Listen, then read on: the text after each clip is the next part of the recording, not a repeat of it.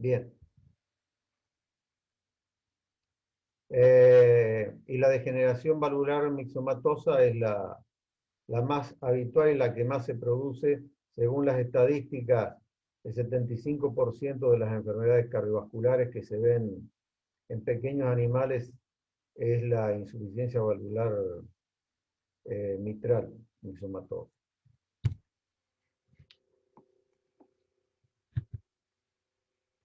Bien, ¿qué es la insuficiencia de la válvula mitral? Es la incapacidad de la válvula izquierda, aurículo-ventricular izquierda, de producir un cierre adecuado durante la sístole ventricular.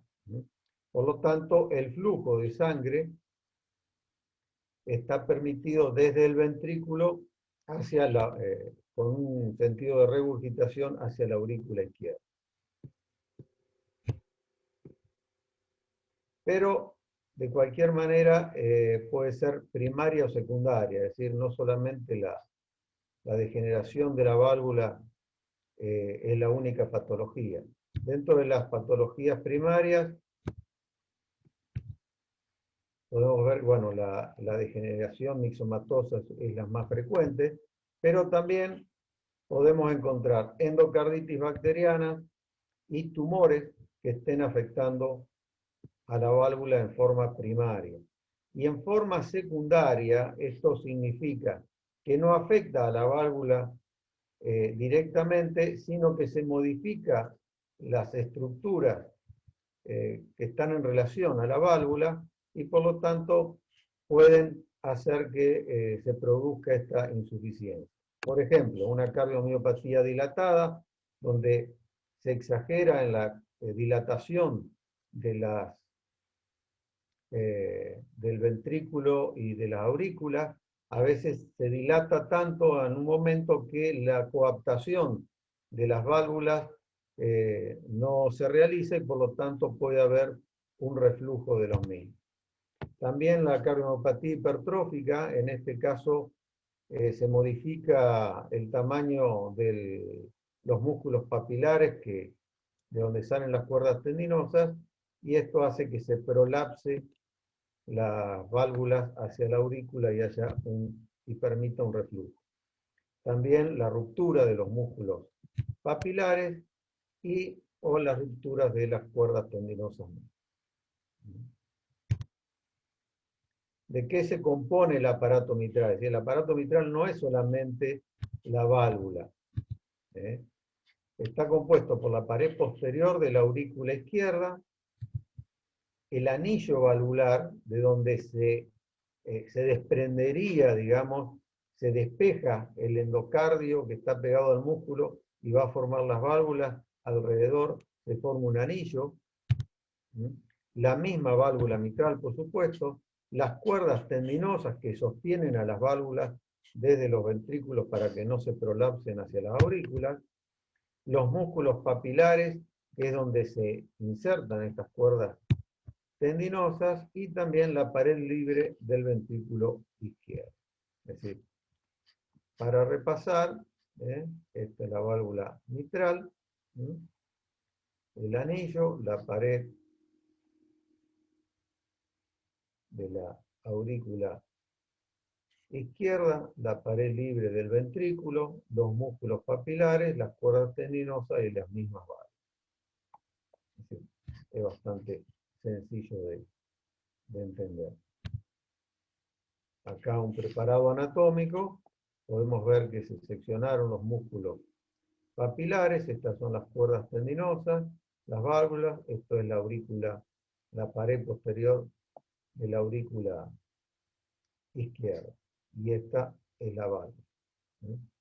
En general tiene dos válvulas, aunque a veces hay algunas variaciones.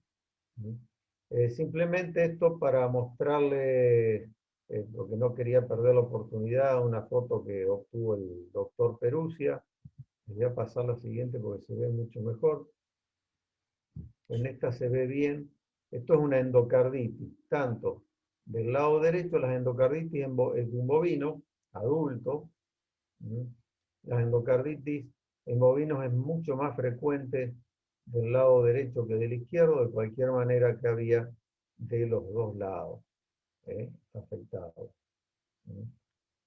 Como como etiología de endocarditis es muy variable, pero por ejemplo, en bovinos, mastitis, metritis, algunos abscesos ubicados en algún lugar pueden ser generadores de émbolos sépticos, y como en las válvulas, alrededor de las válvulas hay una microcirculación, o se pueden adherir estos émbolos, y acá se ve una foto bien en primer plano.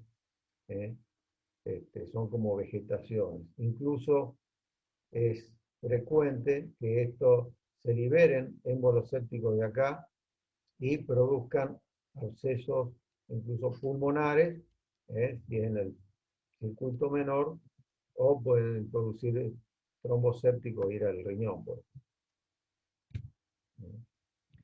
Yendo específicamente a lo que es la degeneración de la válvula mixomatosa, de la válvula mitral, desde el punto de vista etiológico, aún no se sabe bien cuál es la etiología. Se cree que en algunas especies, en los perros, es de carácter hereditario, aunque no hay una confirmación. Pero sí se sabe, e incluso a través de algún gen autosómico.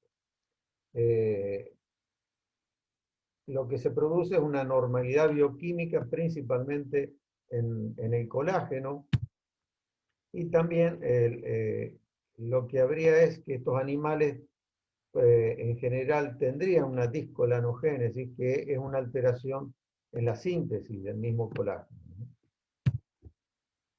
Y en estas razas hay, por eso lo de la discolanogénesis, que ahí se asocian a que pueden tener otras patologías de colágeno.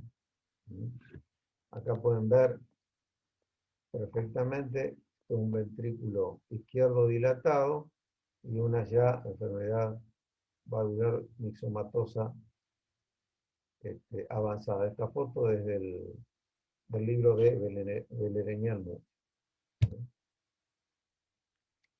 Acá podemos ver un corte histológico de lo que es las válvulas. Acá tenemos la superficie del ventrículo y acá de la aurícula. De los dos lados, hacia los dos lados, lo más externo es una capa fibrosa, pero tenemos después la par fibrosa y la par esponjosa. La par esponjosa, es decir, es la que más tiene estos colágenos, y es la que se lesiona y termina produciendo la lesión que vamos a describir después. Desde el punto de vista un poco más agrandado, esto lo que vemos acá es la degeneración donde se hidratan las fibras, alrededor de las fibras de colágeno. Digamos que lo normal es que sea como este sector acá, y acá vemos estos sectores más claritos, que es lo que demuestra la degeneración. Desde el punto de vista epidemiológico, la mayor prevalencia donde se ha visto es en perros. En general es en edades avanzadas, aunque la enfermedad está predispuesta a veces desde edades mucho menores, pero a partir de esta edad es donde más se empieza a manifestar. La mayor prevalencia suele ser de razas pequeñas, en Argentina principalmente de raza de mestiza, con alguna predisposición rasal. El poodle o caniche es el más conocido, Fox Terrier, el Cavalier King, el Dachshund, Chihuahua y los mestizos. Desde el punto de vista epidemiológico en Argentina se ha demostrado que se ha visto más en razas mestizas. Tal vez a veces hay una tendencia a que hay más mestizos que estas razas puras, ¿no? Aunque el poodle últimamente se ve mucho. También el Dachshund se está difundiendo bastante. Y en general hay una mayor predisposición en machos que en hembras. Acá podemos ver las razas nombradas, el Poodle, el Fox Terrier, el Cavalier King y el Dachshund, y nuestro amigo Chihuahua, aunque otros días atendimos uno que era muy mansito, pero en general esta foto es muy representativa de la raza.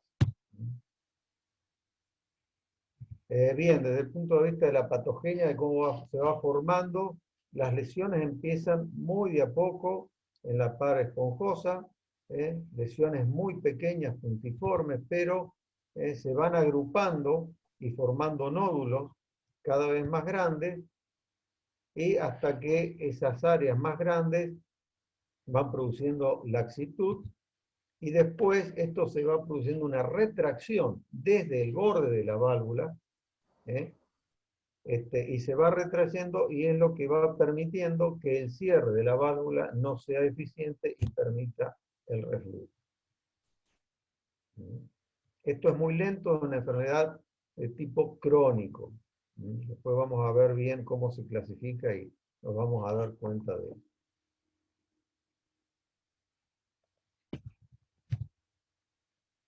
Desde el punto de vista fisiopatológico, empieza con una regurgitación desde el ventrículo izquierdo hacia la aurícula izquierda. Si la ponemos en tiempo, esto sería durante el primer ruido cardíaco. Acuérdense que el primer ruido cardíaco está dado por el cierre de las válvulas auriculoventriculares. El tonto vaya a joderle al perro de ella. ¿Y ella por qué me trae el perro de ella a mí acá? Cierren los micrófonos, por favor. Gracias.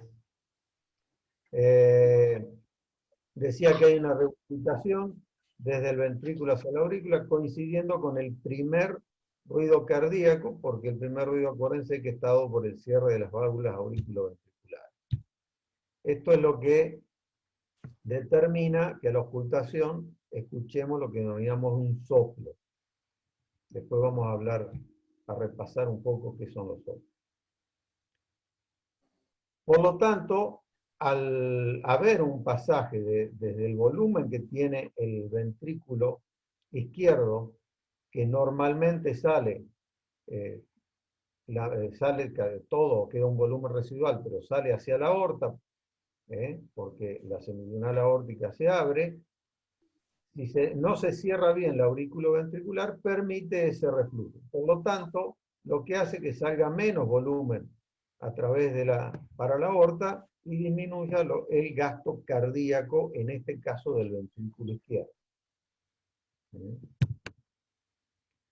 ¿Qué hace? Disminuye la presión arterial sistémica y se desencadena todo lo que vimos en el cuadrito de la vez pasada. Esto va a hacer que se produzca taquicardia, va a haber al principio un inotropismo positivo, esto es una mayor contracción ventricular. ¿Por qué? Porque el organismo está detectando de que está faltando sangre. Por lo tanto, falta oxígeno, etcétera, etcétera, lo que explicamos los otros días.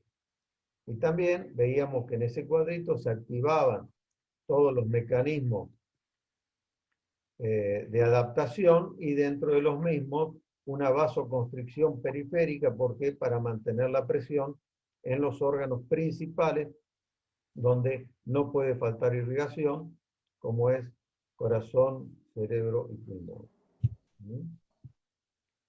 Y se activan todos los mecanismos de la regulación, que rápidamente después los volvemos a presentar. Desde el punto de vista de si nos situamos en el electrocardiograma, y si nos situamos acá abajo pueden ver dónde se van produciendo los ruidos cardíacos. Siempre debemos detectar el primer ruido, que es el de mayor volumen, y siempre entre el primer y segundo ruido es donde hay normalmente menor tiempo. Eso puede variar en la taquicardia. Acuérdense que cuando hay taquicardia, generalmente lo que hace es disminuir el tiempo de la diástole, principalmente a defensa de la diástole, y acá hay algo que los otros días me olvidé decirle, que el músculo cardíaco se irriga durante la diástole. Por lo tanto, con frecuencias cardíacas muy elevadas, a veces se impide una correcta oxigenación del músculo cardíaco, a pesar de que hay una vasodilatación de las coronarias, y puede llevar en algún momento a producir psicosis. Acá está el electrocardiograma, que son los impulsos eléctricos graficados, donde la onda P correspondía a la parte de la contracción de las aurículas, por lo tanto esto corresponde a la diástole, y el QRS y la onda T corresponde a la despolarización de los ventrículos y repolarización de la onda T, lo que corresponde a la parte de la sístole.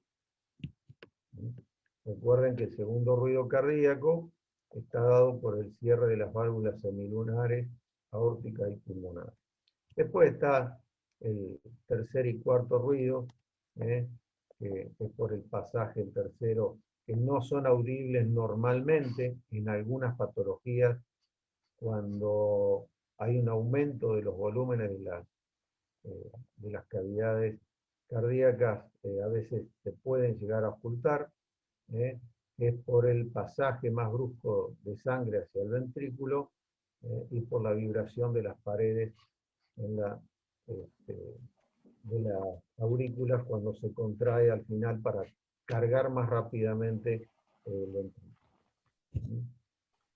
¿Qué pasa? Repasando un poco, después volvemos a los soplos, pero pensando un poco en el soplo que ocultamos normalmente en la válvula mitral, normalmente dijimos que era durante el primer ruido cardíaco, y como es durante todo el primer ruido cardíaco, se lo denomina holosistólico, en el foco de la válvula mitral, acuérdense el PAM 345, del lado izquierdo, más o menos a la altura de la articulación escapulohumeral, más o menos.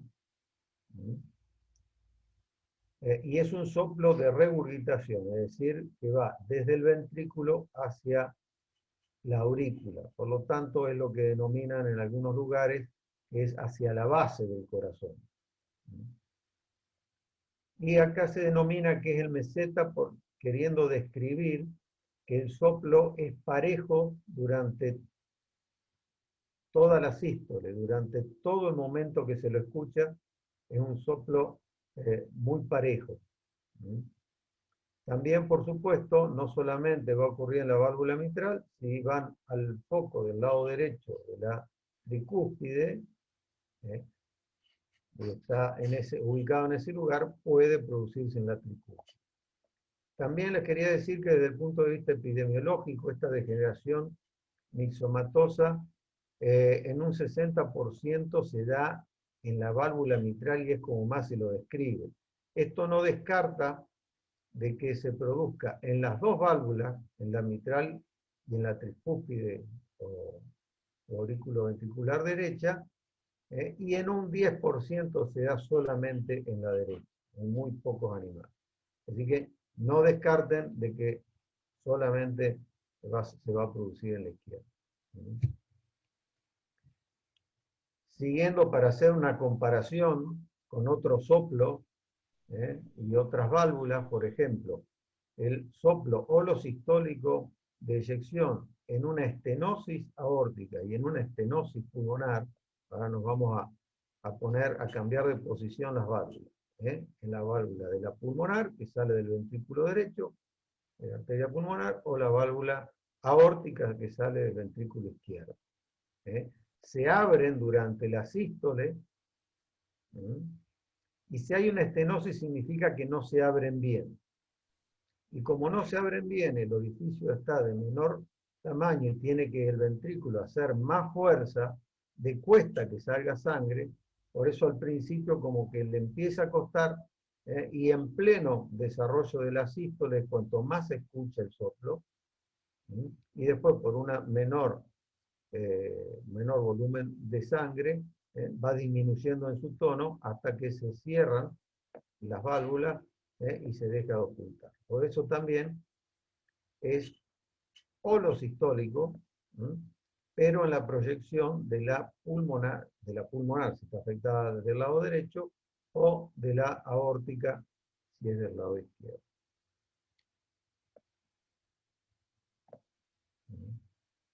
Por eso se lo denomina en diamante por la forma que toma el fonocardiograma.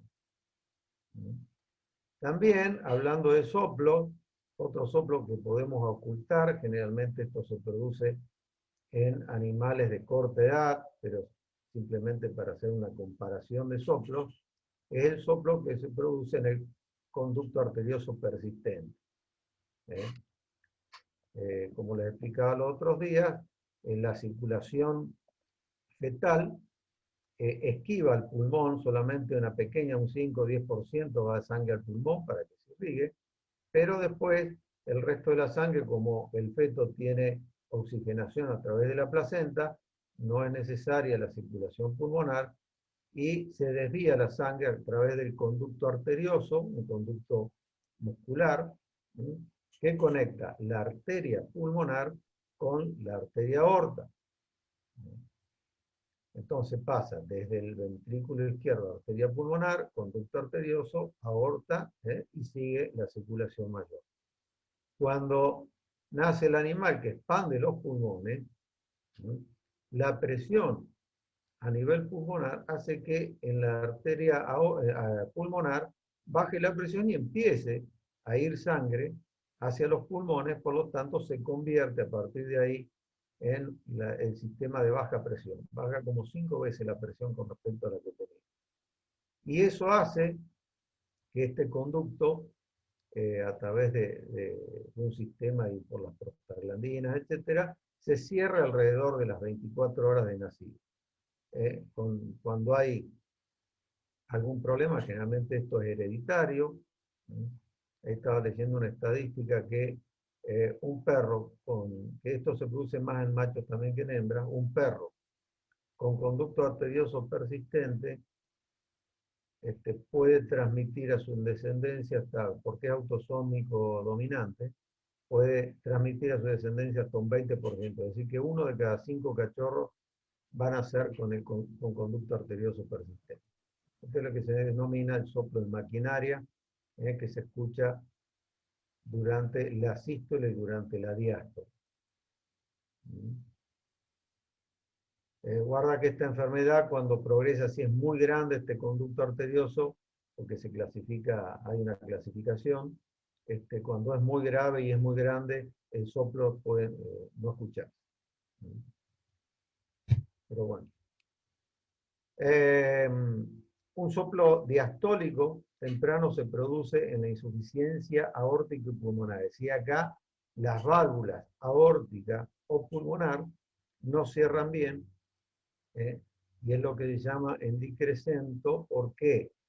Porque al volver sangre, vamos a poner la válvula aórtica, al principio vuelve mucha sangre, se escucha más hacia el ventrículo izquierdo, hasta que se empieza a cerrar algo la válvula y aumenta la presión en el ventrículo izquierdo durante la diástole. Por eso empieza de mayor a menor.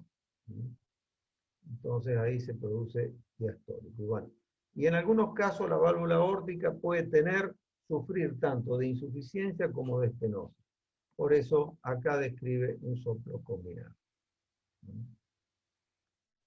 Y más raro de encontrar es un soplo diastólico medio en una estenosis de las válvulas auriculoventriculares. Una patología muy poco frecuente, y se da un soplo diastólico algo dividido.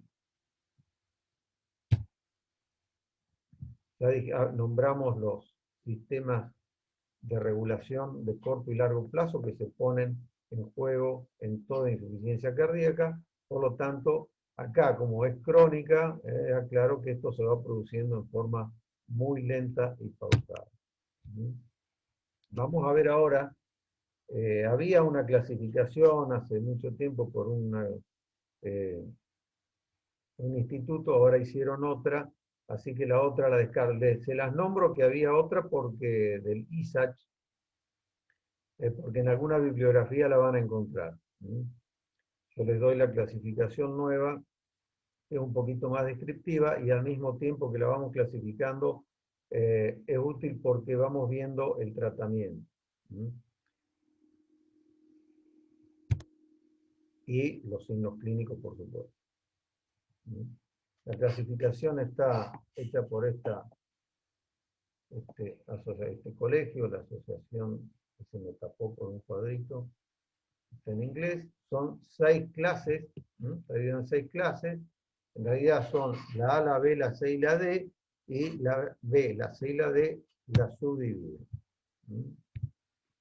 Bien, la clase A es un paciente asintomático. Es aquel animal que uno puede llegar a sospechar que puede tener la patología de la degeneración mixomatosa de la válvula mitral. Por lo tanto, es un animal que está dentro de las razas y sus mestizos, o todo animal chico, donde en la revisación cotidiana y habitual de que cuando lo llevan a la veterinaria, nunca debemos dejar de revisar todos los sistemas, pero tener un poco más en cuenta el cardiovascular.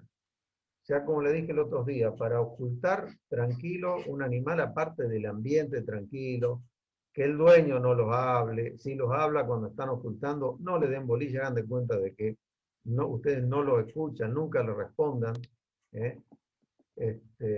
A mí me ha pasado de que de querer ocultar un animal y el dueño lo palpa, lo acaricia y le golpea el tórax. Entonces,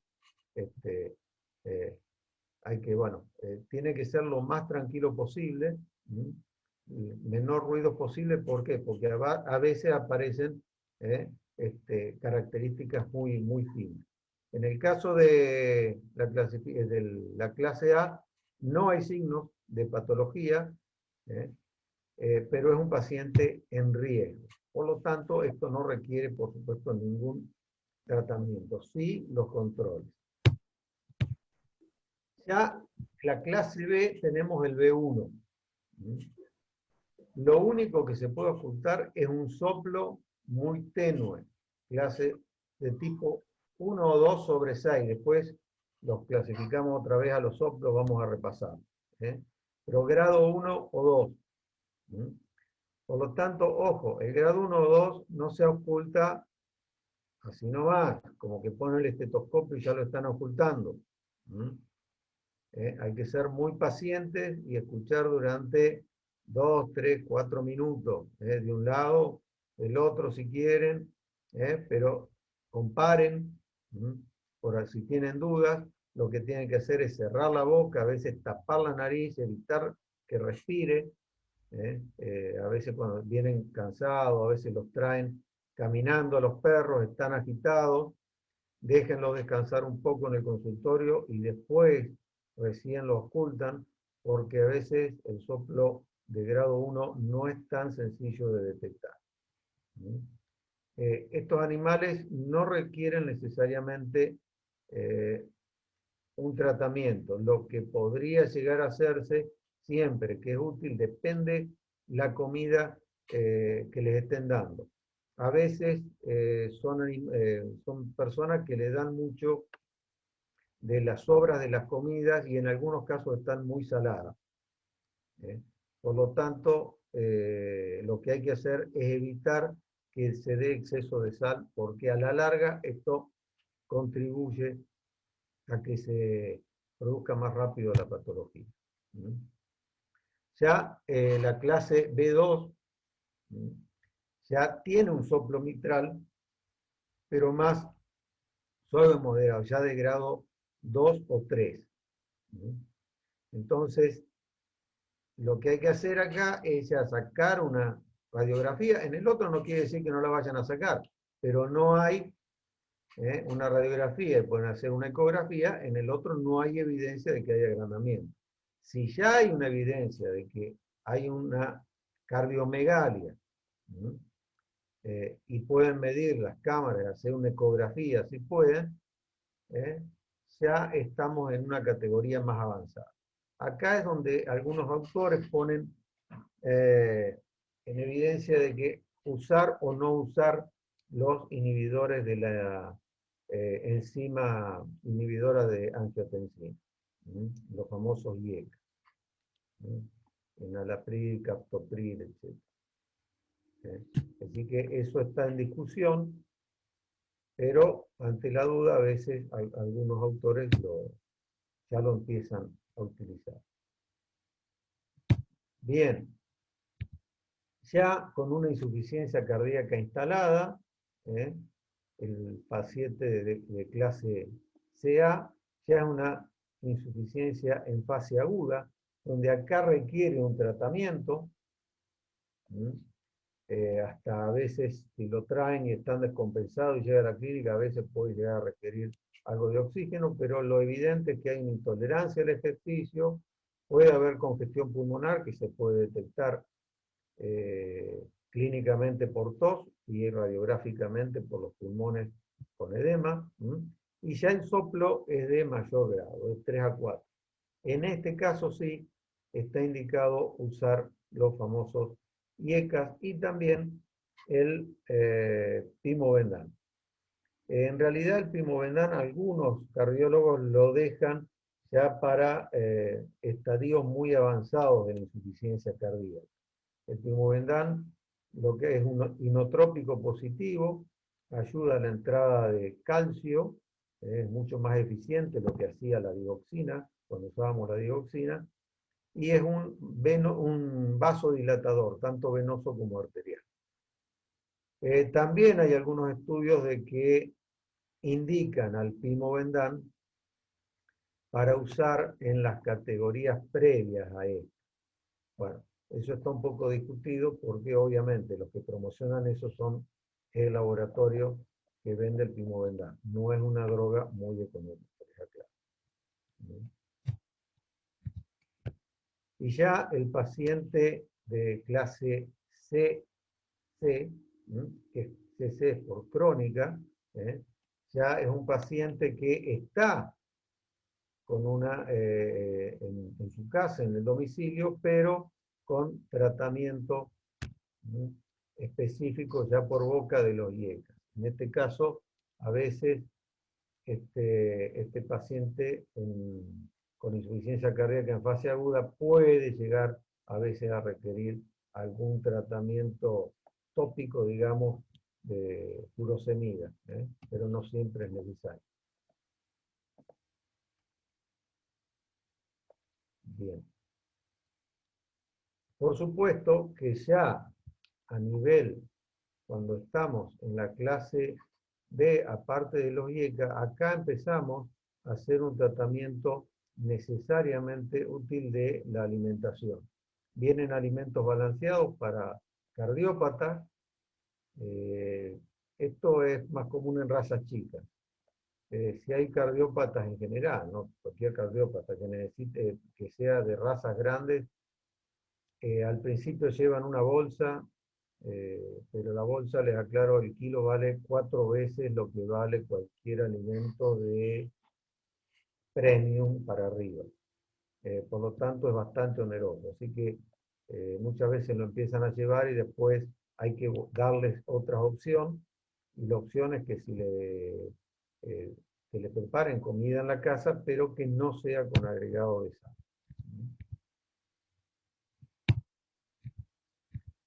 Y ya los pacientes de clase D es cuando tienen una insuficiencia cardíaca refractaria, están descompensados y no responden al tratamiento que se venía haciendo con los IECAS y el Pimobendan y la furosemida. Después les aclaro algo con respecto a la furosemida.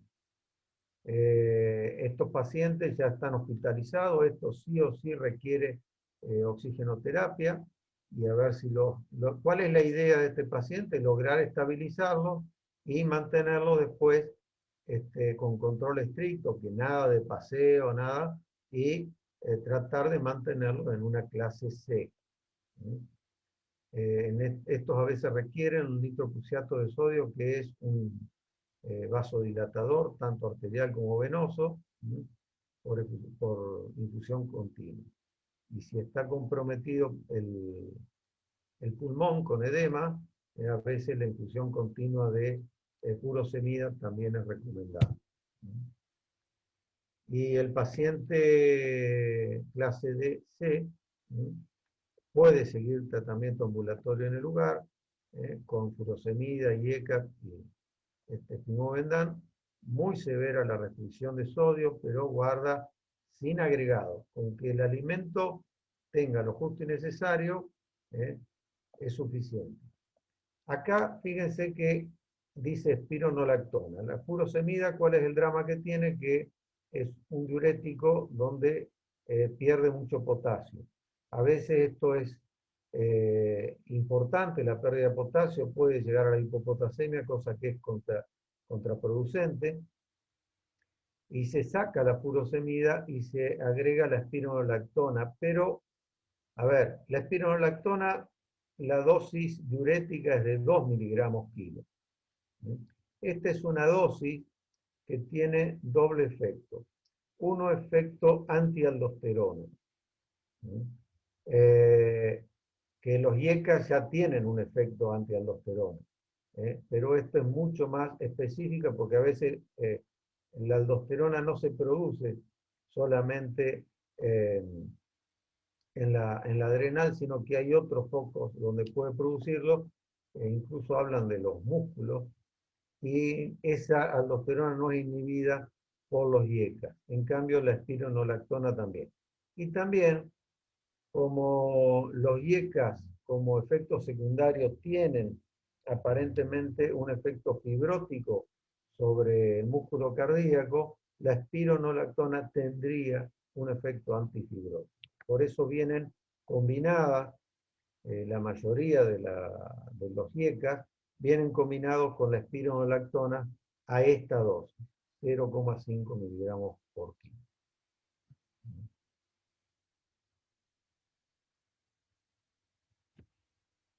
Fíjense que, bueno, acá quedó que la restricción de sodio es a partir de acá, pero yo les aclaro que es conveniente que la restricción de sodio ya se pueda empezar a hacer para acostumbrar al dueño y al animal a que lo consuma. A veces esto no es tan fácil, porque los alimentos balanceados comunes traen mucho sodio. Por lo tanto, conviene, los cambios de alimento no tienen que ser bruscos, por eso es muy bueno instalarlo acá, porque lo que hay que hacer es ir sacándole, mezclándole un alimento con el otro, hasta que de a poco, porque a veces lo rechazan al alimento cardíaco y no lo quieren comer. Por eso tiene que ser muy lento.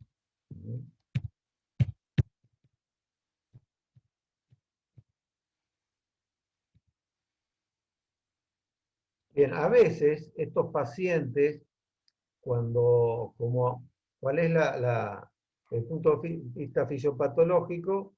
Vimos que hay una insuficiencia cardíaca izquierda y esto repercute en la presión pulmonar, de las venas pulmonares y en la presión del pulmón, que a la larga también va a afectar al corazón derecho.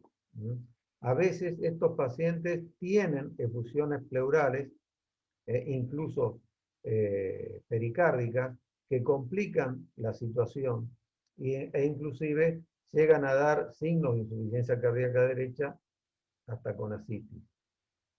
No olvidemos que algunos tienen la válvula derecha afectada. Por lo tanto, es conveniente hacer, si hay hidrotórax, hacer una extracción de líquido. Lo pueden hacer ecoguiado. Acuérdense que se hace en percusión, es al límite horizontal. Se hace entre el séptimo y noveno espacio intercostal, es fácil de detectar, acuérdense que la última es la número 12, entonces cuentan el espacio 11, el 10, el 9, el 8, el 7. Entre el tercio medio e inferior del tórax, desinfectan por supuesto, tienen que hacer un pequeño corrimiento de la piel para hacer lo que ya llamamos una tunelización, para que después cuando saquen el catéter no quede una solución de continuidad directa entre la pleura y la piel, sino que quede desfasado. Y se coloca, normalmente nosotros usamos una canaladura un poquito más corta, cortamos, se puede llegar a cortar y para que no sea tan larga la salida. Y se pone una válvula de 3 vías para no tener que andar desenchufándola y corriendo el riesgo de provocar un neumotórax. Por lo tanto, se habilita la válvula para cargar la jeringa, se gira, siempre hay una de estas son 3 maripositas, una de ellas va a apuntar hacia el lado de la salida lateral y eso lo colocamos en el recipiente. Exactamente lo mismo hacemos para el neumotórax, nada más que hacemos un poquito más arriba. Ahí pueden ver, fíjense, este frasco debe tener medio litro. Los otros días teníamos 1 kilo, que les dije, que una perra con kilo tórax, bueno, sacábamos de a 300 centímetros cúbicos. Entonces terminó haciendo una vía permanente que se la tuvo varios días. Siempre sale de este color rojizo, no se asusten. Por supuesto que hay que descartar con un hemotórax, puede ser un exudado o un trasudado modificado también. Así que todas las variantes las podemos tener presentes. Repasando un poquito lo de los soplos, bueno, es un sonido audible de intensidad, causado por la turbulencia de la sangre, por el reflujo que produce. Por eso no siempre el soplo es por una alteración valvular. Pueden ser anatómicos, que son los defectos valvulares, pueden ser funcionales. La anemia, ¿por qué en la anemia hay soplo? Porque la anemia disminuye la viscosidad de la sangre y al ser mucho más liviana y el corazón, la contractilidad es la misma, incluso mayor, porque hay un requerimiento, se activa todo el sistema de compensación por la hipoxia, por lo tanto aumenta la frecuencia cardíaca y al ser más liviana, es como que, a ver, quisieran hacer pasar por una manguera aceite y agua. Con el agua ustedes pueden provocar un flujo más turbulento que con el aceite, que es mucho más espeso y más difícil de que pase. En la fiebre también, en algunas bradicardias, por varias causas, se puede llegar a ocultar bien. Si tienen la posibilidad alguna vez cuando anestesian a un animal y si le dan silacina, la silacina baja a veces mucho la frecuencia, oculten, en algunos casos pueden llegar a ocultar este soplo funcional, que es durante todo el ciclo cardíaco. Todo el ciclo cardíaco. Y hay algunos soplos inocentes que no tienen o fisiológicos que le llaman, que a veces en el cachorro y es por un aumento de la eyección. Según la intensidad, se clasifican en 6 grados y se los nombra como de grado 1/6 o 1/6, 2/6, 3/6. El grado 1 es suave, pero ya les digo, muy difícil de ocultar y sería adecuado que si es en animales chiquitos, en cachorros y de razas muy chicas, lo ideal sería un estetoscopio pediátrico. Si lo pueden comprar, mejor, son por supuesto mucho más caros. Y si es Littmann, más caro. Bien, el soplo de grado 2 ya es un poquito más fácil de ajustar, pero es suave. Y así, a medida que vamos avanzando en el grado, aumenta la intensidad. Y acá donde se produce, digamos, una deflexión.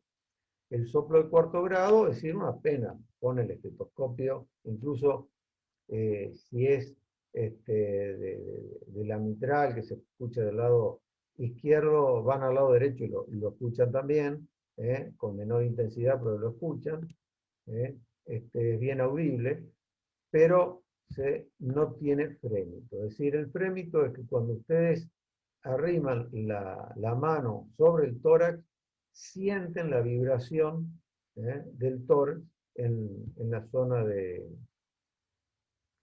proyección cardíaca. Es muy, muy evidente. Por supuesto, el grado 6 es el más evidente y en general va acompañado de signos cardiovasculares, ya con signos de descompensación. Entonces, la línea roja está indicando que a partir de acá hay premio. Como exámenes complementarios, ¿qué se puede hacer? Bueno, las radiografías son un examen complementario interesante con la precaución de que si el animal, porque estos animales obviamente hacer una insuficiencia cardíaca izquierda, dijimos que podía tener edema pulmonar. Si vienen muy descompensados y con disnea, con tos, si la tos puede ser seca, por aumento del tamaño de la aurícula izquierda, o puede ser húmeda con rales crepitantes, incluso chasquidos en algunos casos, generalmente empieza por la parte ventral de los lóbulos, y si hay disnea, no lo expongan al animal a una radiografía, porque puede ser que lo descompense. Así que hay que tener cuidado. La radiografía no les va a salvar y le puede ayudar al diagnóstico, obviamente, pero para evaluar un poco el edema pulmonar. Pero hay que tener precaución. A veces conviene estabilizarlo, tranquilizarlo. Estos animales a veces están muy ansiosos, muy desesperados. Cuando hay que poner oxígeno, el oxígeno los calma bastante, pero en algunos casos se puede tranquilizar. Recomiendan una dosis muy bajita de acepromacin. Y por supuesto por ahí conviene hacer tratamiento diurético y después esperar algún ratito que se compense y después en todo caso pueden sacar la radiografía. A veces, sin tener que ponerlo la lateral, la podemos hacer con el animal en pie. Es decir, no descarta que si quieren hacer la radiografía, reubiquen el aparato de rayos X, cambiando la posición del aparato hacia el costado, dejando al animal en pie y ponen la placa del otro lado del animal. Esto les ayuda incluso para saber si hay un hidrotórax, porque puede aparecer una radiografía a límite horizontal, es decir, un límite horizontal a partir del cual en la parte ventral de la radiografía se ve esmerilado, es decir, cuesta ver la silueta cardíaca. En algunos casos, como les decía en esta perra que tenía el kilotórax, el otro día tenía esmerilado, directamente no podíamos ver la silueta cardíaca. Era imposible de ver. También que podemos ver, lo que le decía otros días, la proyección, si hay hipertrofia cardíaca, la proyección de la tráquea, que se levanta, pasa a ser paralela con respecto a la columna vertebral, y sumar el eje corto, el índice vertebral, el eje corto con el eje largo, y es lo que les expliqué los otros días con respecto a la cardiometría. Otra cosa que podemos hacer, un electrocardiograma. ¿Por qué? En general, en muchas patologías cardíacas que cursan con hipertrofia, en este caso se trata de una hipertrofia excéntrica, donde las cámaras están aumentadas de volumen. Se modifica a veces el electrocardiograma. Si está aumentada, por ejemplo, las aurículas, la onda P puede aparecer bífida, como creo que normalmente puede aparecer en algunos caballos. En los animales deportivos es frecuente que aparezca bífida porque es una hipertrofia común del corazón. También el QRS puede aparecer un poquito más ancho y puede haber arritmias supraventriculares. ¿Por qué? Porque el estiramiento del músculo cardíaco hace que aparezcan estas arritmias.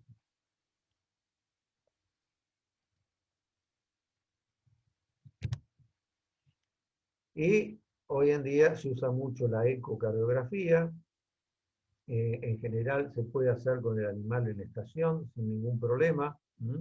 Y donde no solamente se pueden ver las válvulas, que la válvula mitral en este caso se hace hiperecoica, sino también se miden las cámaras y el espesor de los músculos. Entonces tenemos una radiografía donde hay una hipertrofia cardíaca, el corazón también asienta mucho más sobre el esternón, llega a tocar el diafragma, y acá es evidente un edema pulmonar y alveolar. No se ve nada de aire, incluso en la zona apical. La tráquea está horizontal a la columna vertebral. Este es el mismo paciente de la radiografía anterior, pero 12 horas después de haber dado furosemida de tratamiento y haber dado furosemida. Fíjense cómo ya el edema pulmonar ha disminuido, incluso en la parte apical es mucho más, se ve mucho más negro.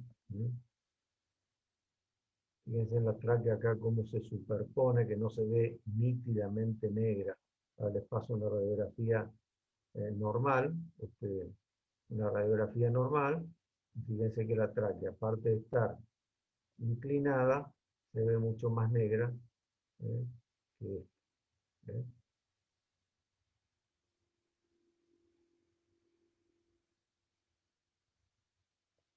A ver si sale el video de una ecocardiografía. No les voy a explicar mucho porque realmente hace falta experiencia un poco para ver bien, pero bueno, acá está la aorta. Acuérdense que la aorta sale por el medio del corazón, la aurícula izquierda, y la ecocardiografía lo que tiene de ventaja, a ver, les vuelvo a pasar, no sé si la puedo detener, es que este es el modo B o bidimensional, y después se utiliza el modo M, que es este que está acá a la derecha, para medir las cavidades, medir los músculos y medir la fracción de acortamiento.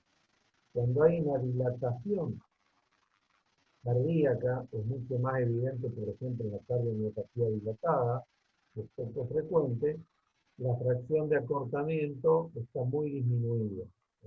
Acá ven la válvula mitral.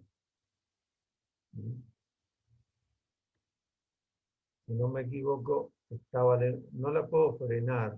La tengo en un cachito. Y la puedo frenar. A ver si...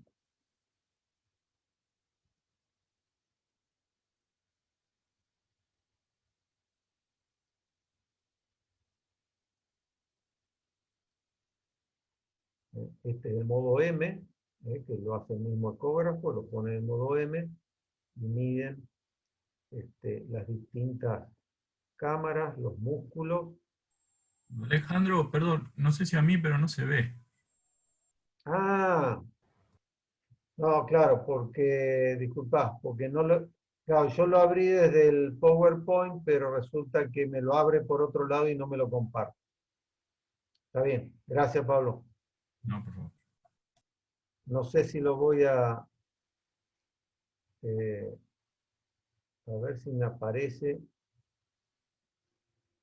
No, lo tendría que abrir de otro lado y tendría que buscarlo y no estoy seguro de que lo pueda encontrar.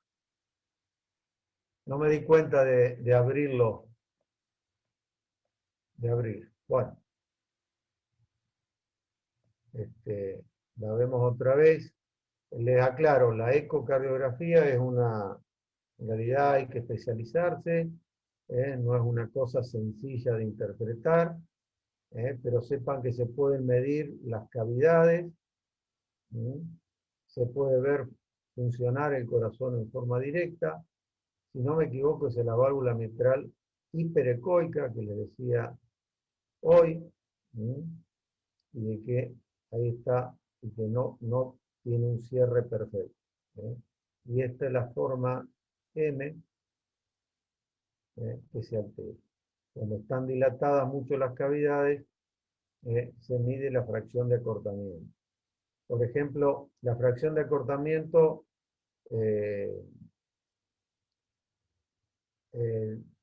normalmente dicen que no tiene que ser mayor, no tiene que ser menor al 25%. Pero bueno, no tengo mucho para explicarles yo con respecto a ecografía. Perdón Alejandro, Sí.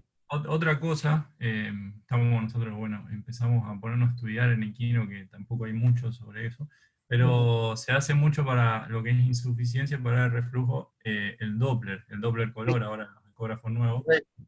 Los que tienen posibilidad, está bueno eso, porque los que tienen posibilidad de comprar, hoy ya los aparatos vienen más sofisticados y ya hay muchos que vienen con Doppler, por supuesto son mucho más caros. Los que van a hacer cardiología, compren, si van a comprar un ecógrafo, compren con Doppler, y el Doppler lo que les va a mostrar es la proyección de la sangre también, y con colores.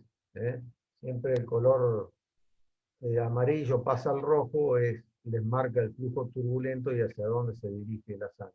Yo no me di cuenta, creo que tenía guardado un ecodoppler y al final después no sé si lo saqué.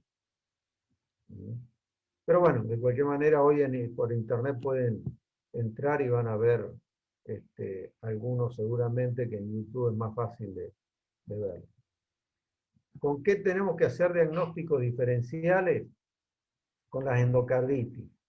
No son frecuentes las endocarditis en caninos, están descritas a causa, por ejemplo, siempre se habló, incluso en humanos, de las periodontitis, es decir, de las afecciones periodontales importantes porque, que es frecuente en caninos las afecciones periodontales, generalmente animales bastante gerontes, porque por ahí podrían ingresar bacterias, de cualquier manera. Hoy les mostré una en bovinos, no es una cosa extremadamente frecuente. Lo que ocurre es que, bueno, en pequeños animales la válvula más afectada es la aórtica, pero de cualquier manera se pueden afectar cualquiera. ¿Cuál es la diferencia? Porque si se afecta la válvula aórtica, acuérdense que también puede ser, si no cierra bien, es durante el primer ruido cardíaco. La diferencia, que al hablar de endocarditis va a haber un periodo de fiebre. Incluso es esa fiebre que a veces no se sabe, de origen desconocido. Es esa fiebre que por ahí desaparece de día y aparece de noche, que puede durar periodos de algunas semanas, porque esto suele ser lento.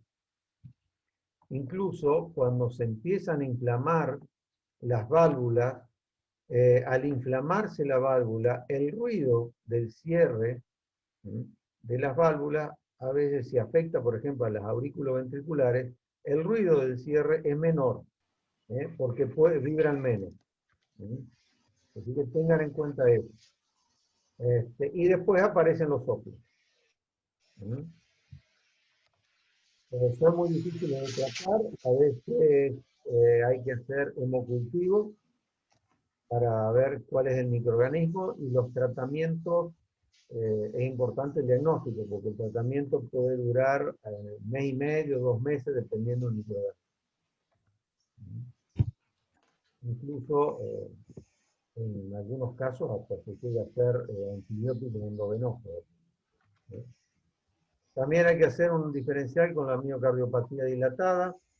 En general es de razas grandes, aunque pueda aparecer en cualquiera, y hablan más específicamente de que de más de razas puras, más que mestizos, Boxer, Doberman, el Cocker Spaniel.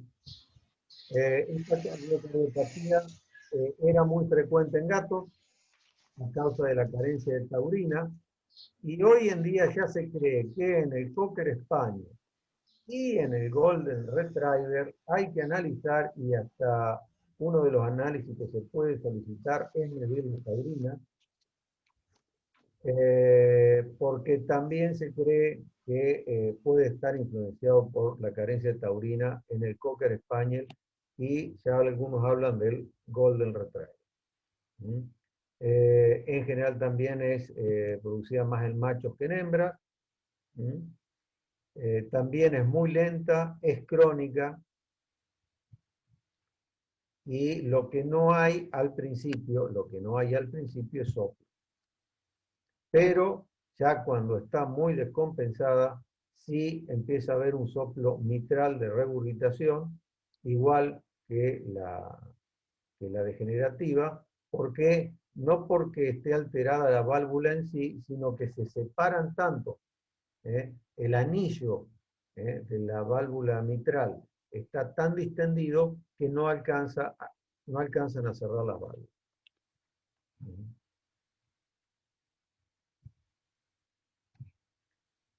También con la miocardiopatía hipertrófica, esta es muy poco común en perros y sí es más común en gatos. En gatos antes era muy común la dilatada hasta que descubrieron lo de la taurina, y ahora se empezó a diagnosticar más la hipertrófica. En algunos mestizos de pelo corto es lo más común, pero el siamés, el persa y algún otro gato, que no me acuerdo la raza, por ahí es media rara. En general acá tenemos muchos mestizos. Es una cardiomiopatía más común, que tiene, obviamente, acá ya hay muchas diferencias.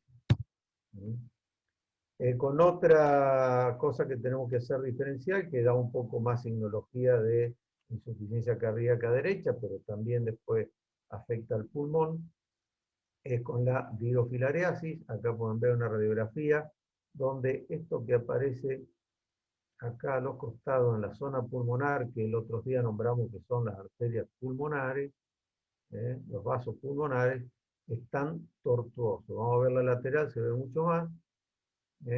Y esto es por la presencia de las filarias. Por supuesto que biológicamente cuando están las macrofilarias, ¿no? No las micro.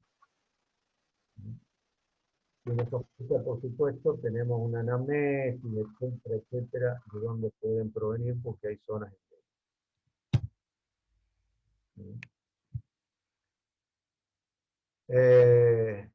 bien. Acá tienen mi bibliografía, no me quiero extender mucho más. Quise dar una como ejemplo, en el libro del doctor Suárez, y en la bibliografía que dimos, están descritas. Hay otros libros que van a poder, incluso hay libros en internet, hay libros de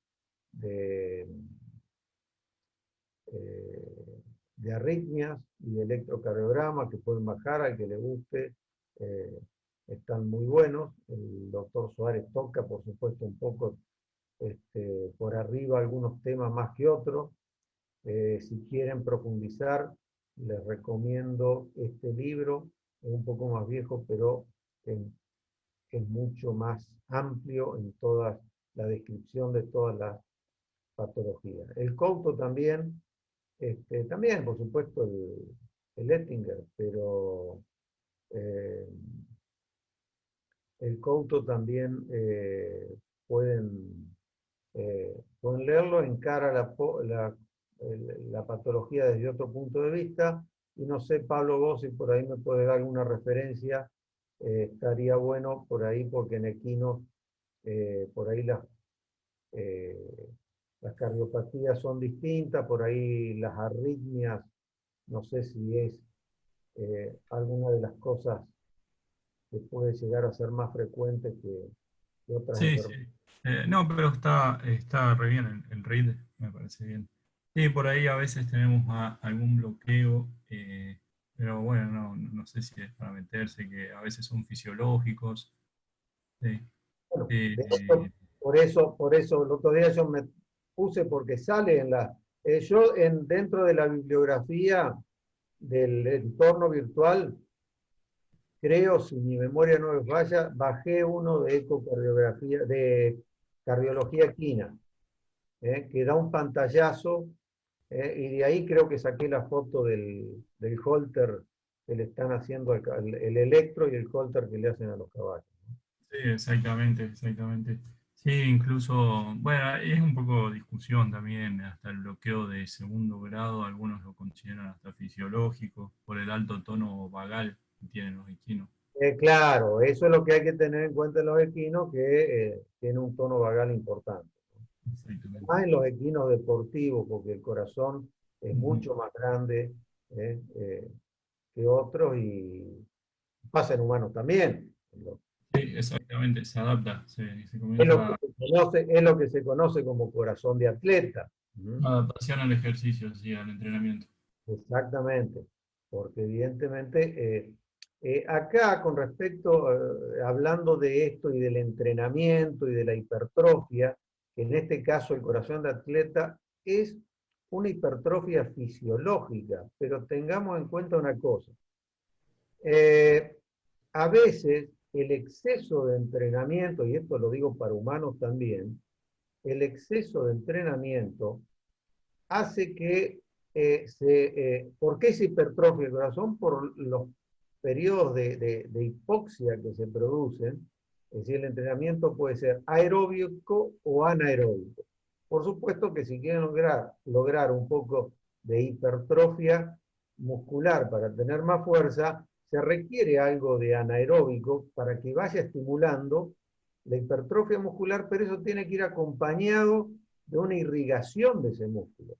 Si el músculo no se irriga al mismo tiempo que se va hipertrofiando, se van produciendo zonas de hipoxia y en definitiva de muerte muscular que después se transforma en fibrótico. Entonces no pasa a ser músculo útil. ¿eh? Tengamos muy en cuenta eso porque en la exageración de entrenamiento, ¿cuánto tiempo lleva?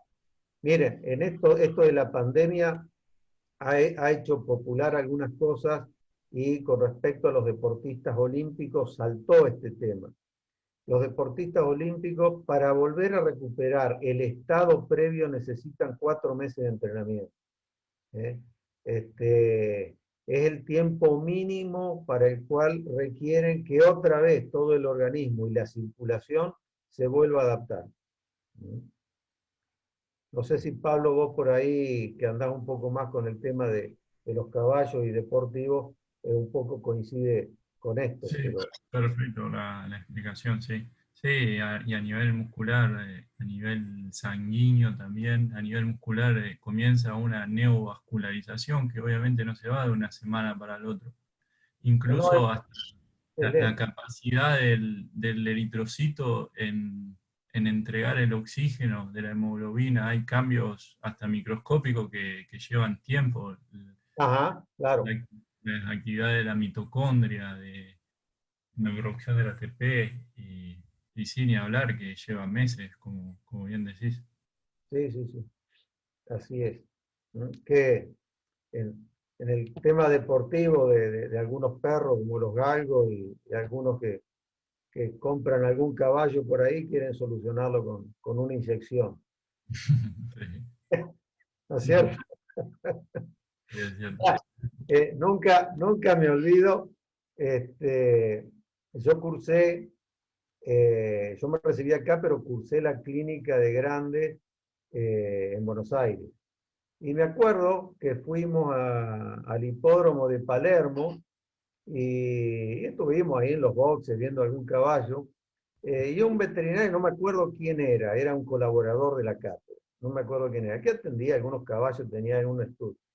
Y contó una anécdota de que tenía un caballo que era una garantía de que iba a ganar la carrera, de esos que tienen casi asegurado. Y justo vio que estaba el peticero en un box de otro caballo al lado, y que estaba con el caballo, entonces se le ocurrió agarrar y salir con una jeringa cargada con un poco de azul de metileno. Así que vio y se la hizo ver, por supuesto, se hizo notar como que le hubiera estado inyectando algo de color azul. El caballo corrió, ganó, terminó la carrera. El otro día, el peticero, el doctor, ese líquido azul que le puso no, es una cosa que Sí, sí, en ese ambiente creo que debe ser una cosa terrible, ¿no? sigue siendo así. Ajá. Sigue siendo así, y bueno. A mí yo te digo, los caballos, casi que crecí, aparte de los 6, 7 años crecí arriba del caballo, no deportivo, pero arriba del caballo. Este, pero no me gusta esa parte de, de ese tipo de clínica, porque a veces creo que los quieren, el caballo muy bien, muy bueno, y lo quieren hacer correr a toda costa, ¿no? Ujú. Sí, sí. Así El que tema es bueno. que los perjudican, ¿no es cierto? Con eso. Sí, claro, a largo plazo los perjudican, ¿no? Sí, después viste que si terminan con algunas lesiones leves o por ahí que no ganan ya a nivel hipódromo, los venden para las cuadreras. Sí. Sí, así es. En esto de las cuadreras también es un ambiente que creo que muy particular. No hace muchos años pasó por acá en la zona de que había un caballo ganador y creo que le habían puesto algún colorante en el pelo, pero viste, la gente, los que andan en el tema, los que andan y que apuestan mucho con los caballos, se conocen los caballos, todo el país, de todas las cuadreras, una cosa increíble. Me pasó con un tipo que andaba en las carreras de galgo, en el medio del Monte Santiago del Estero. El tipo, pero de casualidad tenía plata para comer.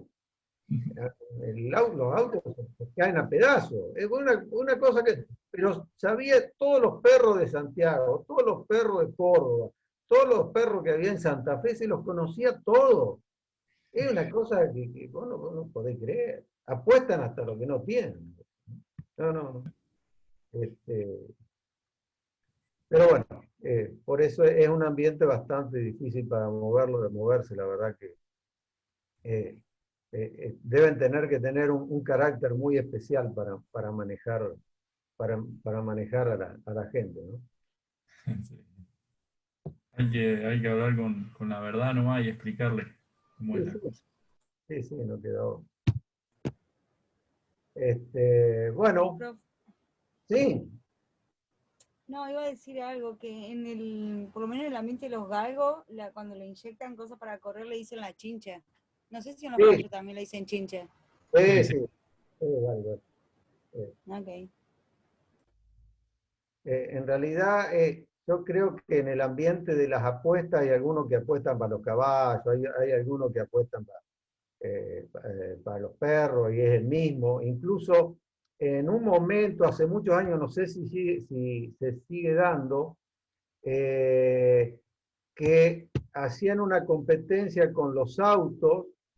Creo que era a 200 metros, 250 metros, entre caballo y auto, porque es muy frecuente, como el caballo sale logra mucho más rápido la velocidad máxima que el auto, suele ganar el caballo, pero no me acuerdo bien si eran 200 o 250 metros.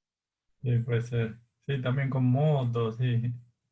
Claro, no. Mientras sea para apostar, esa gente es una cosa de loco, vos no podés creer con lo que se le ocurre.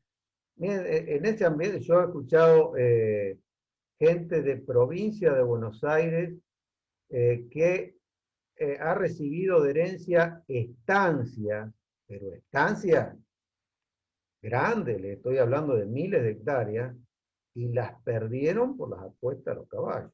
Las perdieron. ¿Eh? De tener plata a quedar totalmente en la lona, desgraciadamente, obviamente, una patología lúdica, ¿no?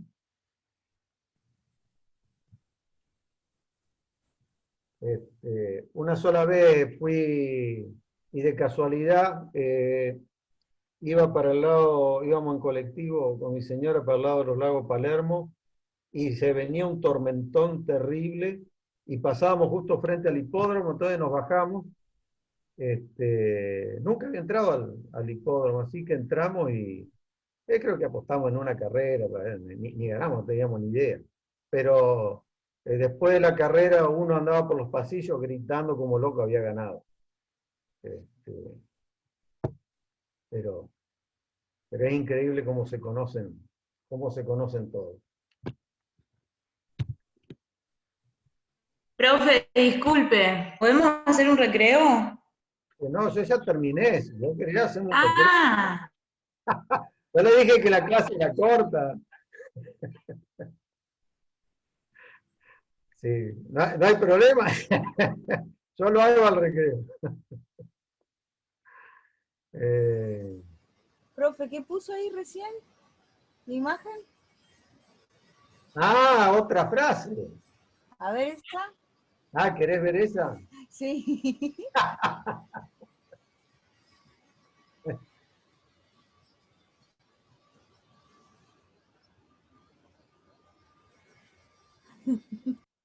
¿Está bien? ¿Está bien así? Está muy bien. Bueno.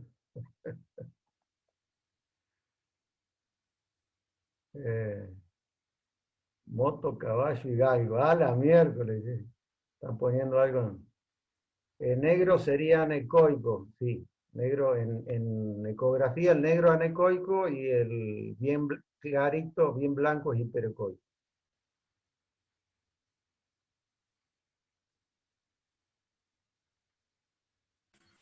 Claro, sí, se dio esa discusión ahí mientras estaba en la clase y, bueno, tiene que ver, lo dice la palabra, ¿no es cierto? El ultrasonido es por la producción de ondas sonoras que rebotan y producen una imagen.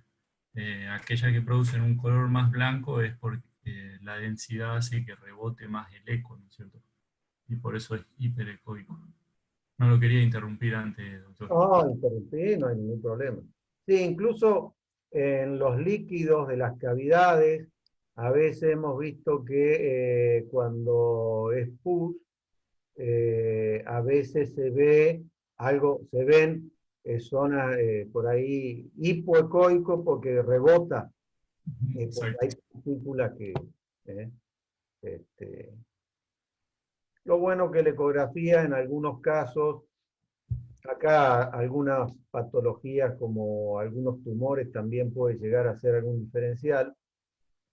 La ecografía es muy útil para eso. Cuando hay tumores es muy común el hidropericardio, y se puede hacer una punción ecoguiada, es mejor hacer ecoguiada, y generalmente, no todos los tumores, pero por ahí hay algo de celularidad, y es un trasudado modificado, tiene más celularidad que el trasudado común, pero en algunos tumores a veces se puede salir alguna célula tumoral, pero no en todos.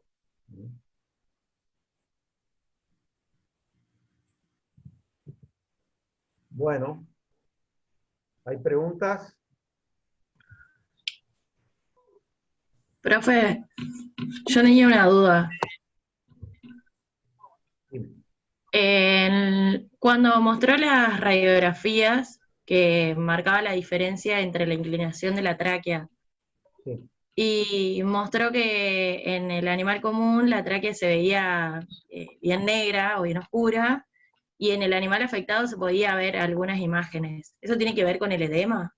Sí, era el edema porque vos pensás que la tráquea va por el mediastino, y vos tenés pulmón derecho, mediastino, pulmón izquierdo, o al revés, depende cómo saque la placa.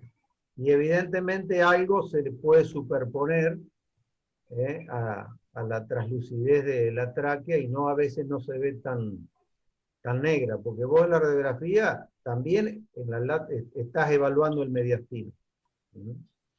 Claro. Bueno, gracias. Bueno.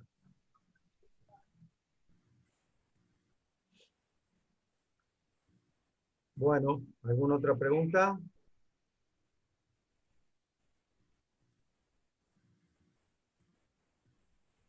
¿No? Bueno, yo espero que esta clase se haya grabado. Si a mí me da el tiempo, pero estoy medio loco porque tengo que preparar algunas clases que yo antes no daba. Si tengo tiempo, voy a ver si la puedo ir armando y grabando a la primera. Y espero que esta se haya grabado.